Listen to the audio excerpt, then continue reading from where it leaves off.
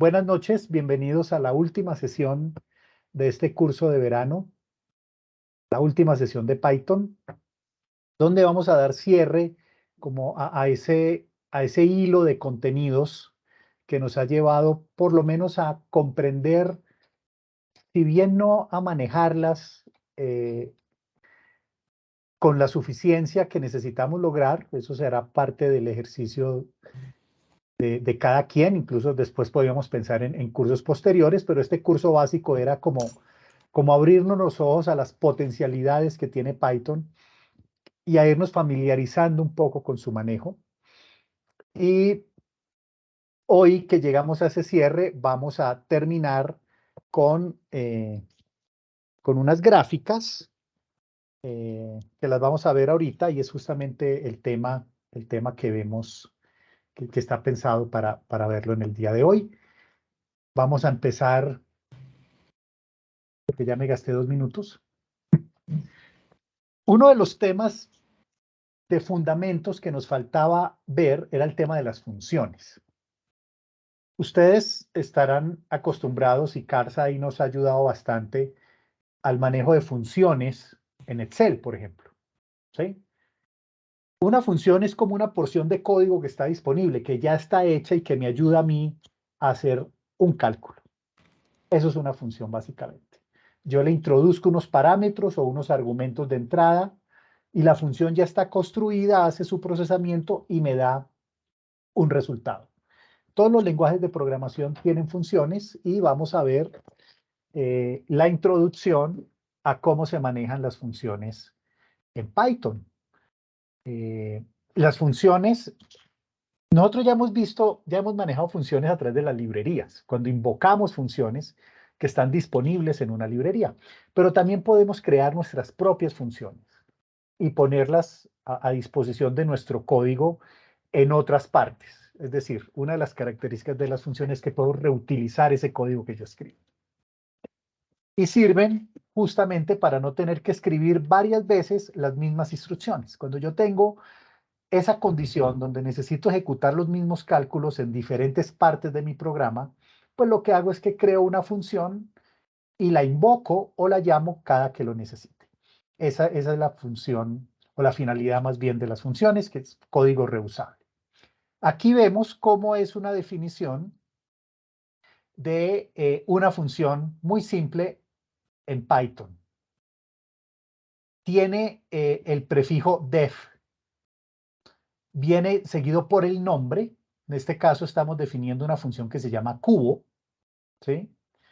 Luego viene entre paréntesis la cantidad de argumentos o de parámetros que yo le quiero poner a esa función. Para este caso estamos poniendo 1, ¿sí? Y cualquier valor que pongamos al invocar la función va a quedar almacenado en una variable que se va a llamar x. Como ya hemos visto que es la sintaxis convencional de Python, vienen los 2 puntos al final. Eso lo habíamos visto también en las iteraciones, en los ciclos, en el manejo de bucles. En el if, en el for, en el while, lo habíamos visto. El código que me va a ejecutar una función, ya también estamos familiarizados con eso, es código con sangría. Miren que aquí esta función, la función cubo, tiene 2 líneas. Una línea que ejecuta un cálculo donde en la variable y va a meter el resultado de elevar x al cubo. Acuérdense que la forma de expresar exponentes en Python es con 2 asteriscos. Entonces esta expresión lo que está diciendo es x al cubo. Esto es lo que está haciendo esta expresión, ¿sí? Y el resultado de eso me lo va a meter en la variable y. ¿Cuál es el valor de x? Como x está aquí como un parámetro, entonces va a ser el valor que el usuario, no, que el usuario no, que yo como programador le ponga cuando invoco la función. Ya lo vamos a ver en la práctica. Y finalmente le digo que me retorne el valor de la y. Quiere decir que cuando yo en mi código invoco la función, la llamo, le paso los parámetros, él va y hace el cálculo y me devuelve el resultado para utilizarlo en el resto de mi código. Después vemos que aquí en este ejemplo tenemos la función print, donde vamos a imprimir. De hecho, acuérdense que print es principalmente para imprimir en pantalla, pero print es una función muy poderosa porque no solamente me permite imprimir, sino que dentro de los parámetros de print yo puedo hacer cálculos. Aquí miren que print me está permitiendo invocar la función que acabo de crear, a la cual le estoy pasando el valor de 2. Quiere decir que esta función cubo 2, con parámetro 2, lo que va a hacer es que me va a calcular el cubo de 2. ¿Sí? Y vamos a verlo en el Colab. Está. Ampliar un poquito el tamaño. Ahí está. ¿Sí? Aquí está exactamente el código que estábamos viendo. Miren que me va a ejecutar este código, esta línea de código. Me va a invocar la función que yo llamo cubo y le va a pasar el número 2. Y me va a devolver el cubo de 2. O sea, 2 elevado a la 3. Vamos a ejecutar. Bueno, vamos a conectarnos. No sea tan lento. Ahí me está asignando los recursos. Listo, ahí ya estamos conectados. Y vamos a ejecutar el código. Y me da el resultado 8. ¿Cuál es el cubo de 8? Del cubo de 2. 8. Está bien. Si cambio el parámetro, ya no quiero que sea el cubo de 2, sino de 3. Entonces, le cambio el argumento. Este 3 es el que va a recibir mi función. Acuérdense que la función es esta nada más. ¿Sí? Y el parámetro va a quedar almacenado en la variable x. Entonces, por eso es x elevado a la 3. Vamos a ejecutarlo y ahí me da 27. ¿Ven? Esto es en esencia una función. Vamos a ver otro ejemplo. ¿Sí? Aquí tenemos una función que se llama mepresento, ¿sí? Donde le estoy pasando dos parámetros, un nombre y una ciudad. Ojo con la sintaxis, ¿no? Los dos puntos. Miren que aquí está la sangría. Quiere decir que esta función que se llama mepresento tiene dos instrucciones, dos líneas de código. Y después lo que hago es que la invoco. Miren, ¿sí? Aquí estoy llamando la función se llama mepresento, que es la que escribí aquí. Me presento. Y le estoy pasando estos parámetros. Mi nombre en la ciudad de Bogotá. Y lo que me hace la función es que me va a saludar. Miren que aquí está print, hola, soy, y me va a imprimir el nombre del parámetro que le pasé, nombre. Y en la línea siguiente va a decir, vivo en tal y soy un astroñoño. Vamos a ejecutarlo. Y ahí está. Hola, soy John Cardona, vivo en Bogotá y soy un astroñoño. ¿Sí? Vamos a cambiar aquí por Homer. Ay, ¿qué pasó? ¿Qué hice? Ya pues intenté uno. Sí, ahí está. Voy a cambiar esto. Y cambio el parámetro. Hola, soy Homer, vivo en Bogotá, soy astrónomo. Bueno, él no vive en Bogotá. Maracaibo.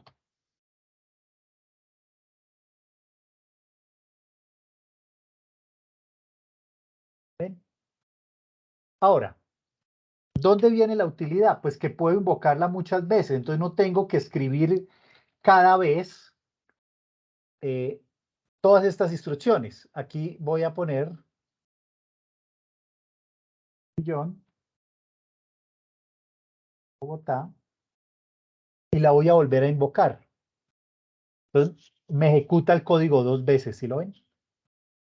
No tuve que escribir varias veces en mi programa estas mismas instrucciones, lo escribí una vez y después las llamo, la invoco esa función, le paso los parámetros y los utilizo. Esa es la esencia de las funciones. Construir código reusable, porciones de código que me hacen algún cálculo de lo que sea y que después yo voy llamando a través de la secuencia de mi programa. ¿Sí? Hay una forma resumida de escribir funciones en Python. Y esto al comienzo puede ser un poco enredador. Realmente es sencillo, pero hay que ponerle atención. Se llaman las expresiones lambda. Las expresiones lambda nos ayudan a declarar funciones muy cortas, casi que en una línea. Miren que esta primera función, ¿cuántas líneas de código tiene? Tiene 3 líneas de código.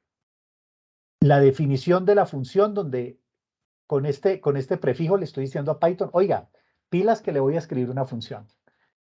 La declaro con el nombre y los parámetros y después pongo las 2 líneas de código. Puede ser cualquier cantidad de líneas, las funciones pueden ser todo lo grandes que ustedes necesiten. Pero en total, esta función de encontrar el cubo de un número, aquí estoy usando 3 líneas de código. Con las funciones lambda, necesito solo una. Porque yo digo que cubo va a ser igual, llamo a la función lambda, o utilizo la expresión lambda, y le digo, mire, en esta sola línea, a veces es medio enredado porque va todo junto. Estoy diciendo que un valor X cualquiera, que lo va a recibir como parámetros, 2 puntos, a partir de los 2 puntos vienen los cálculos, ese valor me lo va a elevar, perdón, a la 3. Y después invoco esa función. Mire que este print es el mismo que teníamos aquí en el primer ejercicio. Invoco la función, es decir, lo que antes hice en 3 líneas, ahora la voy a hacer en una sola línea. Vamos a John, de ejecutarlo. todas maneras, Señor. sí, más o menos para que tengan idea, porque de verdad las funciones lambda en todos los lenguajes enredan un poco. Es más o menos como, imagínense que la función, en vez de definir la definición, el nombre de la función la creamos como una variable, ¿verdad? Que va a ser en este caso cubo, ¿verdad? Entonces, el X representa el parámetro de entrada. Como es uno solo, entonces está nada más la X, es súper abreviado, ¿no? Y luego de los 2 punticos es lo mismo que lo que está en la siguiente línea de print, hola, soy, que estaba en la función anterior. Por supuesto, esta está muy básica y queda perfecto para hacerla en una función lambda de una sola línea. Hay unas más complejas cuando ya son varios parámetros y pueden hacer algo. Además de que son fáciles de utilizar para crear una sola línea, también se utilizan mucho cuando se crean como funciones dentro de funciones, que no hay que estar definiendo todo eso, sino que se hace rapidito. Si trabajaran con NumPy o todo eso, ahí van a ver que se utilizan muchísimo las funciones lambda. Gracias, Homer, así es. Así es. Llegar a la destreza, a la maestría de la función lambda va a requerir un poquito más de esfuerzo, pero aquí estamos presentando las características del lenguaje. Bien. Ya el último tema que vamos a ver es la librería, una de las muchas librerías que nos va a permitir graficar, ¿sí? Una de las cosas emocionantes que uno ve a nivel científico son las gráficas, ¿sí? Y uno ve, uy, esto lo hicieron en Python. Bueno, ya sabemos que Python más o menos hemos entendido un poco cómo es su enfoque de trabajo, basado en librerías principalmente. Y por supuesto, los elementos gráficos no son la excepción. Hay muchas librerías gráficas. Vamos a usar una de las más populares que se llama Matplotlib. No es la única. Como casi todos los temas que hemos visto, esto puede ser un curso solito, el manejo de esta librería. Vamos a ver cosas muy sencillas, pero la librería ofrece muchas más características, por supuesto, de las que vamos a ver. Entonces, esta es una librería que es como que nos proporciona funciones para generar gráficos en 2D y en 3D. Funciona de manera natural con NumPy. Entonces, uno normalmente en los ejemplos de código las ve trabajando juntos y hoy lo vamos a ver, vamos a graficar con esas dos librerías. NumPy no grafica, pero sí hace el tratamiento analítico de los datos, lo habíamos visto en la clase pasada, y de manera natural se integra con Matplotlib para generar los gráficos. Aquí vemos cómo se declara forma estándar de declaración de librerías, ¿sí?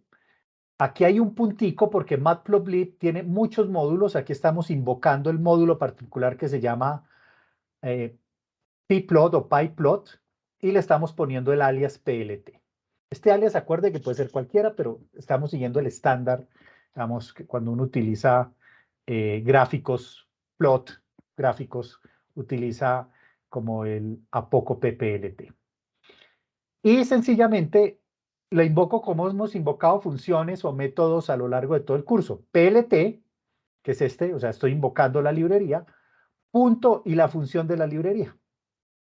¿Sí?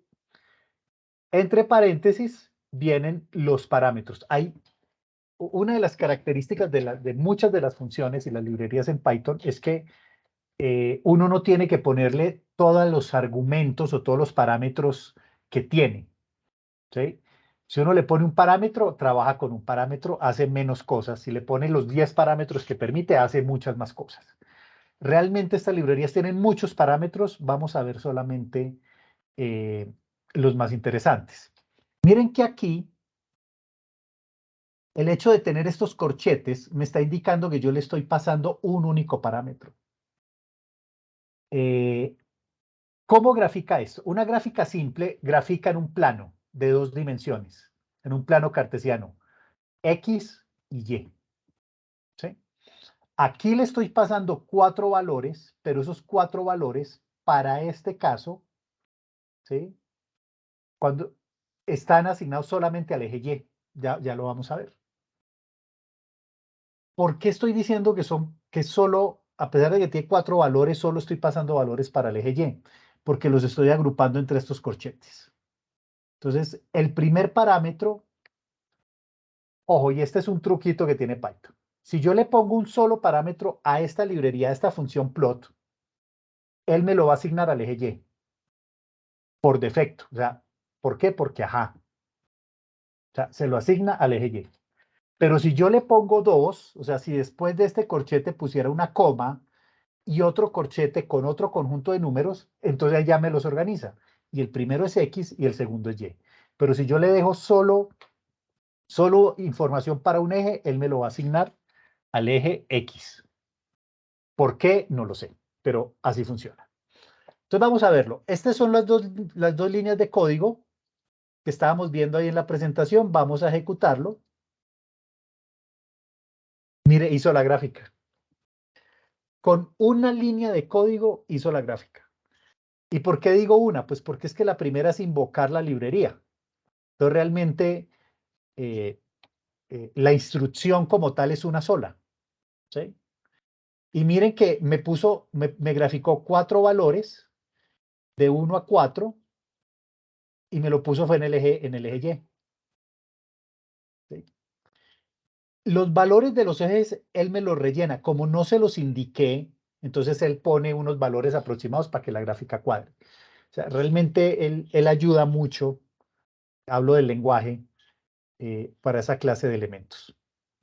Vamos a ver esta otra línea. Aquí miren que aquí ya no estoy invocando la función, porque como estamos ejecutando código por bloques, pues ya quedó cargada en memoria la librería, perdón. Entonces con solo esta línea basta. ¿Qué diferencia tenemos en esta línea de código? Que tenemos ya estos corchetes, este conjunto de valores encerrados en los corchetes, que van a hacer referencia a los valores en el eje X, y el segundo van a hacer referencia a los valores en el eje Y. Y luego estamos poniendo un tercer parámetro que no lo tuvimos en el primer ejercicio. Y ahí dice go. Ese go no es vamos. Ese go es una mnemotecnia que la tenemos acá. ¿Sí? Aquí en la diapositiva está como el paso a paso, donde el primer carácter es el color, de acuerdo con estas letras. Hay varias formas de poner color en las gráficas, esta es una de ellas, ¿sí? Pero hay más. Entonces miren que la letra G me está indicando que la gráfica quiero que me la pinte de color verde. G de green, ¿sí? Y el segundo carácter ya viene de esta tabla. Si quiero que la línea sea continua, si sea a trazos, si tenga puntos y rayas, etc. Miren que le estoy poniendo la O.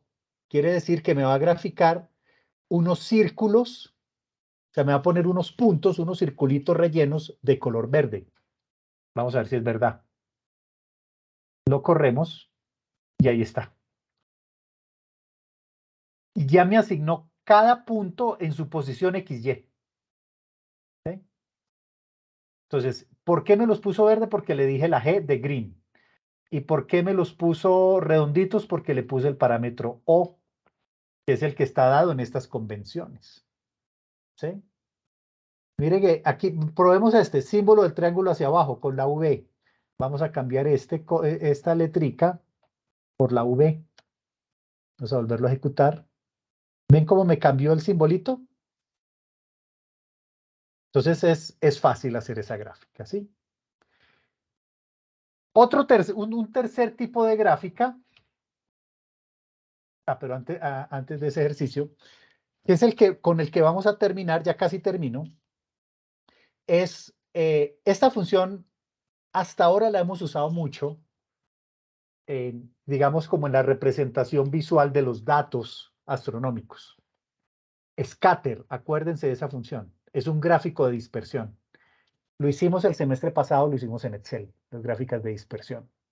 El diagrama HR que hicimos en Excel, eso es un gráfico de dispersión. ¿Sí? Eso en inglés se escribe scatter, entonces la función realmente es muy mnemotécnica.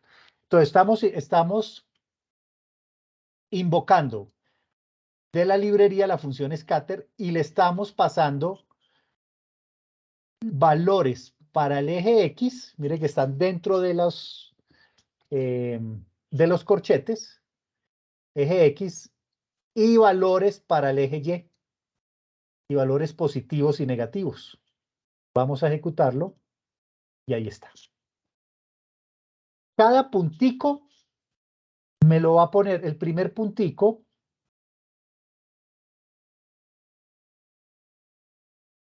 en posición X, Y, X, Y, X, Y consecutivamente. ¿Sí?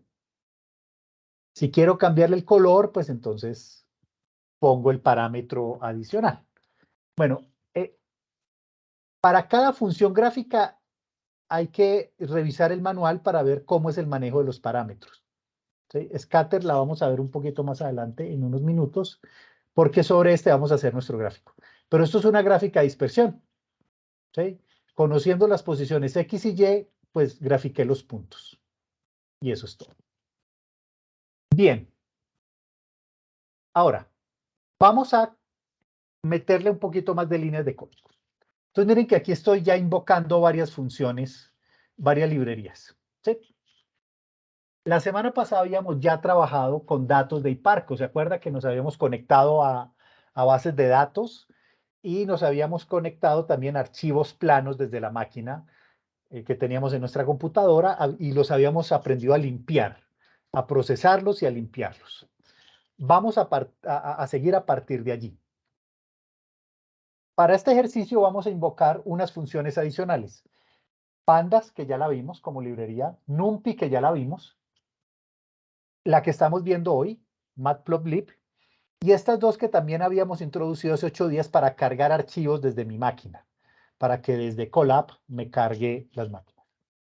Esta primera línea ya la conocemos y es invocar la función de carga, upload, de carga del archivo.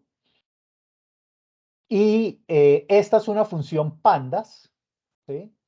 PD, ¿cómo sé que es pandas? Porque mire que aquí me dice PD y aquí PD es el alias de pandas. ¿Sí? Creo que la semana pasada había sido un read table. Hoy mire que es la función read Excel. Read Excel. Vamos a leer de un Excel.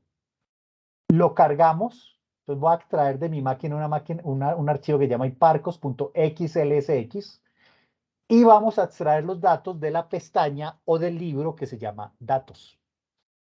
Este archivo está en el Classroom. Uy, mire que ya me acabaron los 25 La hoja datos. La hoja datos. ¿Sí?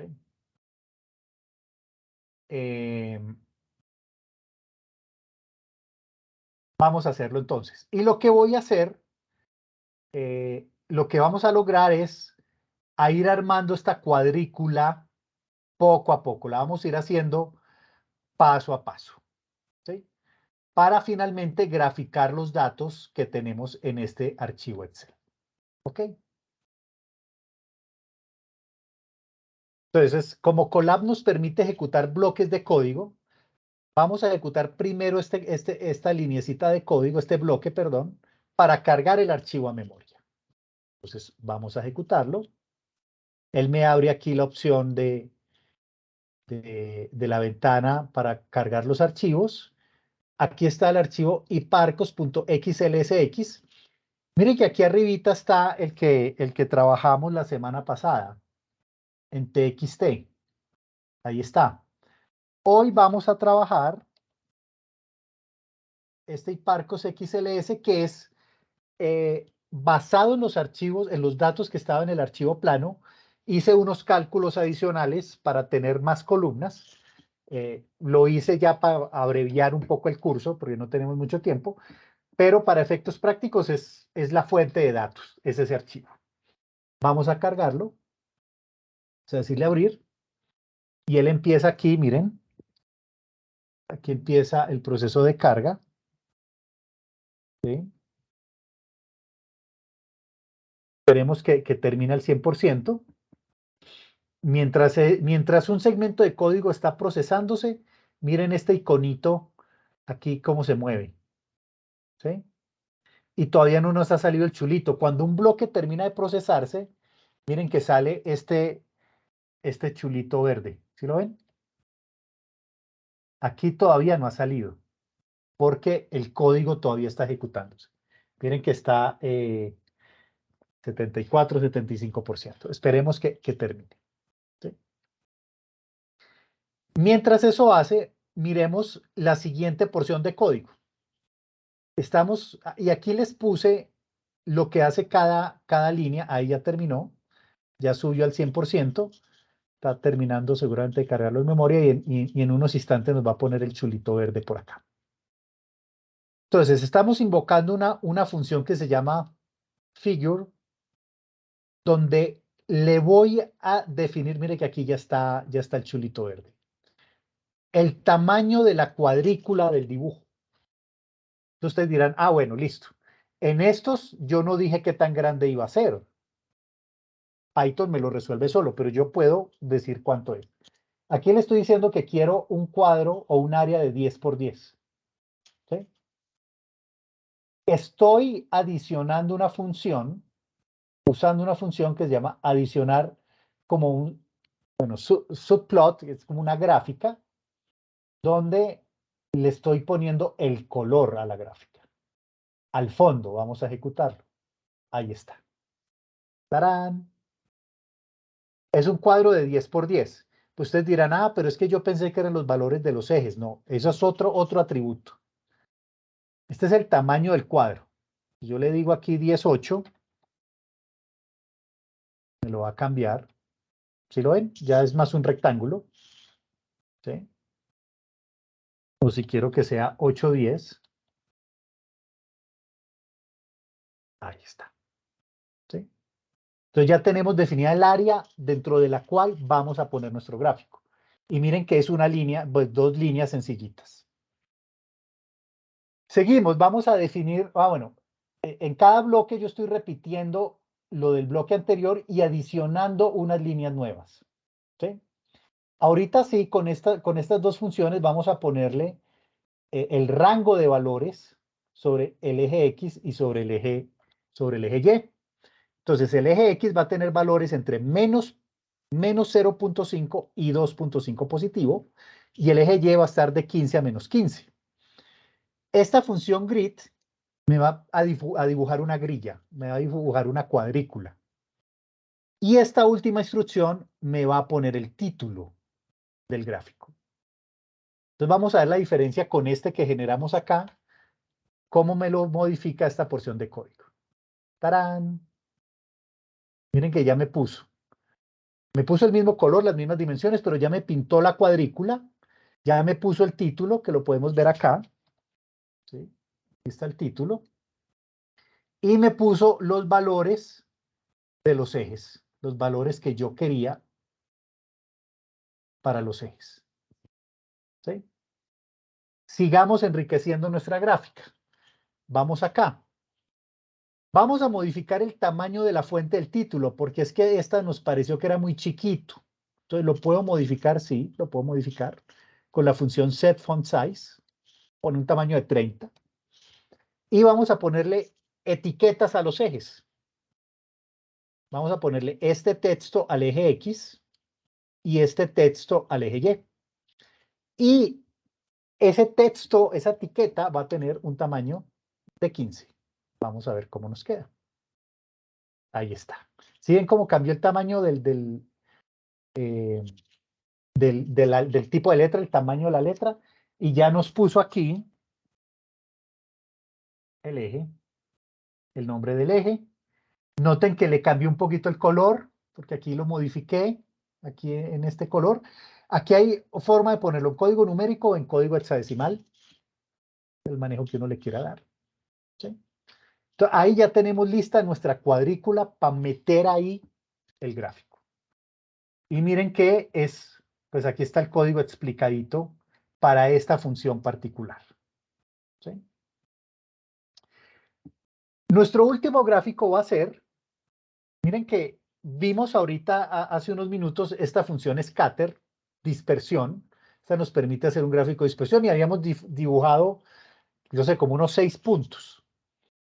¿Alguien se acuerda cuántos registros tenía el archivo Hiparcos que procesamos hace 8 días?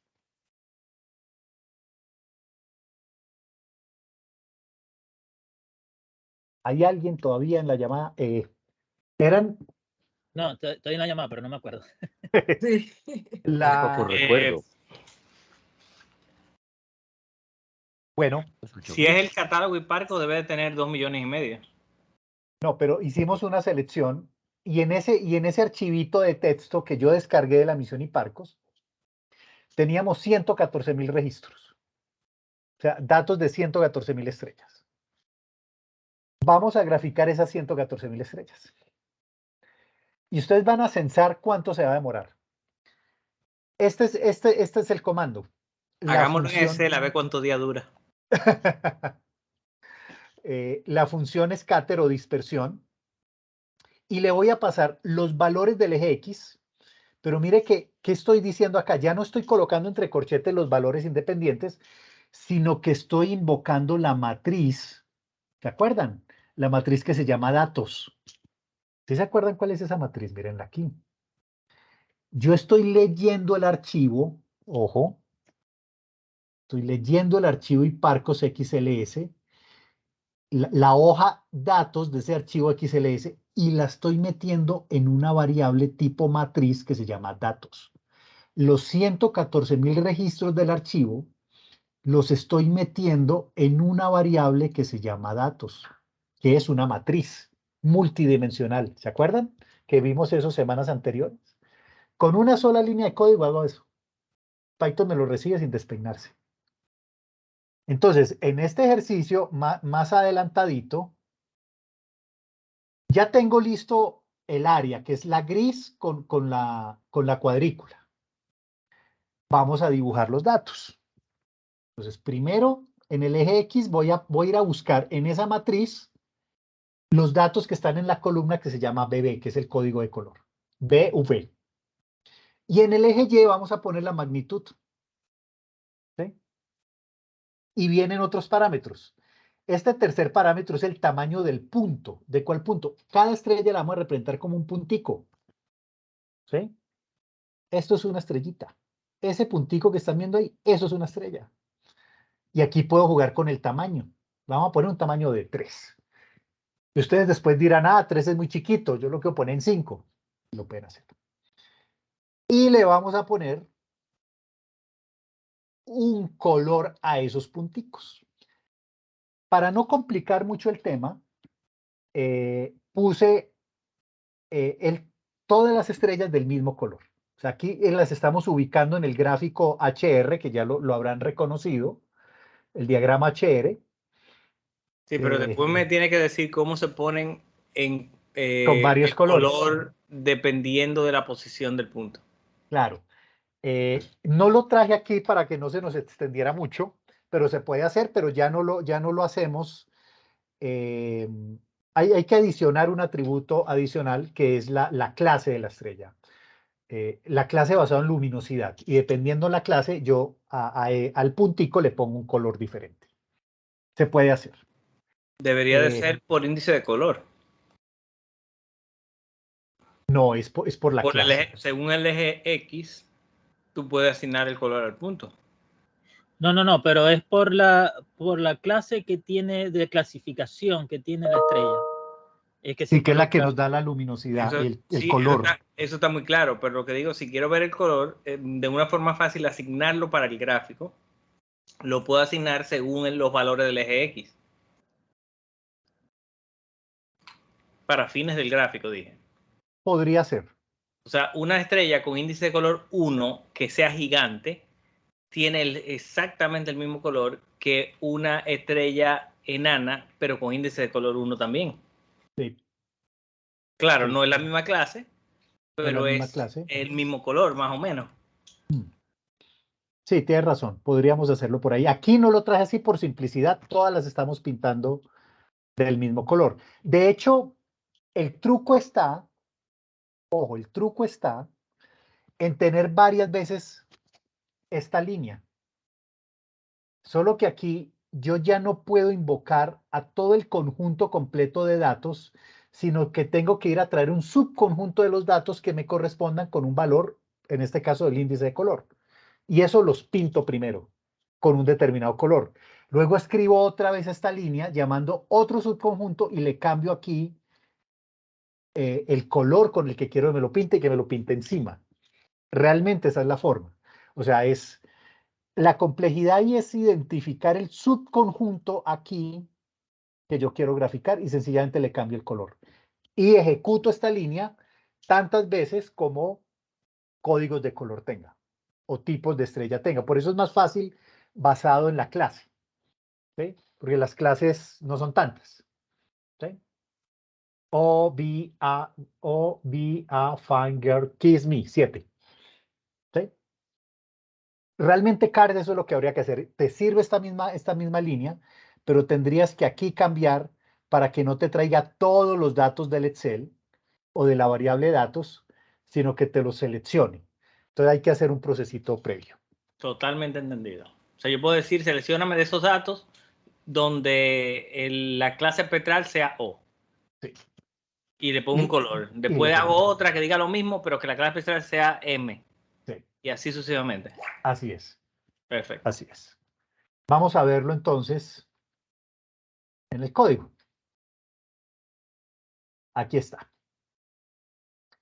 Ya todas estas líneas ya las vimos en los bloques de código anteriores.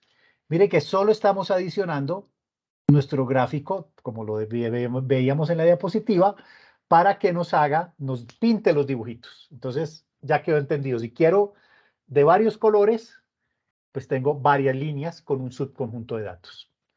Vamos a ejecutarlo entonces. ¡Tarán! ¡Tararararararán! Ahí está. Que los quiero más grandes. El número 5. Ahí están, ¿ven? Que se ve un poquitico más grande. Claro, la gráfica es más linda con varios colores. Nosotros estamos completamente de acuerdo. Pero, digamos que el objetivo hoy era mostrarle las capacidades de esta librería, que si ustedes lo miran con calma, no es tan complicada de manejar. Es cuestión de sentarse con calma y entender. O sea, al programa hay que decirle lo que uno quiere que haga. ¿Sí? Y aquí ya tenemos montada nuestra gráfica. ¿Cuántas líneas de código? 14 con este espacio en blanco. O sea, mire, en 13 líneas de código hicimos un diagrama Cherry. ¿Sí? No hay que adicionar una gran cantidad de más para que nos quede el gráfico con colores como lo sugiere Card. Muy bien. Y ahora sí, esto ha sido todo por este curso.